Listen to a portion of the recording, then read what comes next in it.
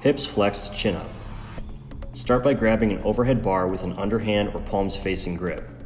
Keep eyes forward and raise the knees to a 90-degree bend at the hips. Pull forcefully upwards by squeezing the biceps and using your core to prevent any swaying.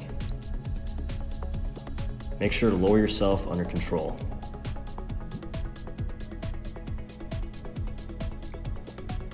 To make the movement more difficult, squeeze hold a dumbbell between the thighs, though I wouldn't recommend doing this unless you can perform at least 10 repetitions of the standard version.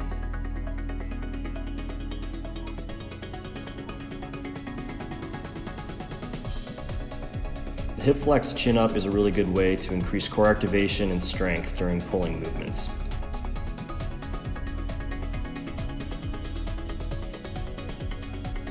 And if you're not ready for the full move just yet, try using a platform to initiate the movement with a small lead.